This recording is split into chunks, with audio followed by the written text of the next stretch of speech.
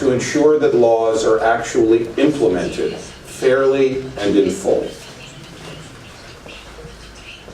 By embracing justice based on equal rights and opportunities, rule of law, and accountability for all of Kosovo's citizens, you can ensure Kosovo achieves a brighter future. A future in which people succeed based on merit and talent. A future in which all citizens, women, non-majority groups, members of the LGBTI community, and people with disabilities all enjoy equal opportunity. A future in which no person is above the law and no person fails to receive the protections of the law.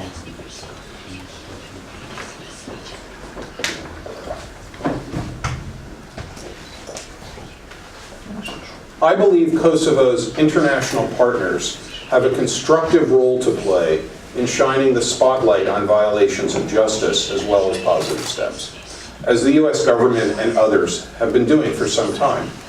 We will continue to do this. Expect to hear more soon about ways that we can help ensure that those who engage in corruption or organized crime experience consequences. Engage in pursuing and speaking about. Yeah, it is unfortunate that Kosovo, which is making progress in many areas, still continues to lag on the issue of women's rights.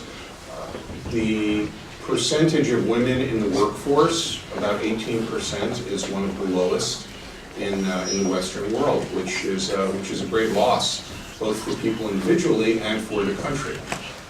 I don't believe, however, that the government is not listening. I am in the fortunate position that when I, as an American ambassador, point out both positive steps and rule of law and areas where the government needs to do more, people do listen, and the government sometimes makes changes. I think it is really important to reiterate the point I made earlier. Kosovo is a democracy. You have many tools available to you to challenge your elected officials, to change policies you're unhappy with. If you don't like the policies of your elected officials, challenge them. If you don't get the results you want, find new ones. You know, this is democracy. The United States is very proud that we contributed to the establishment of democracy in Kosovo. Don't blow it. Well, to your second question, I think that deserves a thoughtful study before I can comment on it.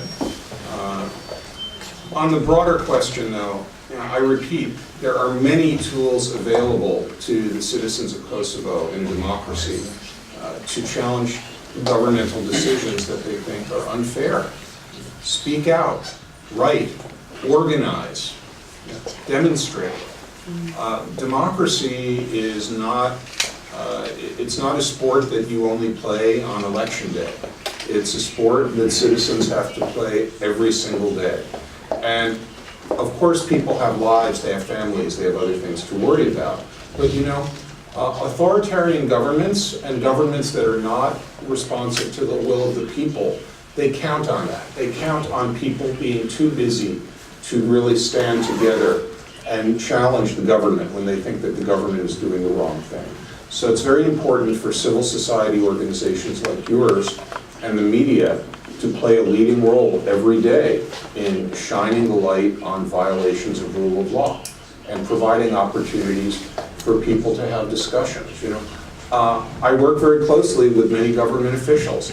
These are people who I believe want Kosovo to succeed. They want to see peace and justice and prosperity in Kosovo. It's not their job alone. It's your job to make sure that your leaders are serving the will of the people.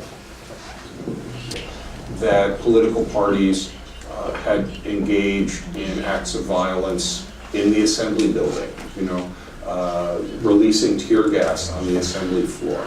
I think those sorts of actions by political parties are a disgrace, and they reflect very poorly on both the people of Kosovo and Kosovo's reputation on the world stage.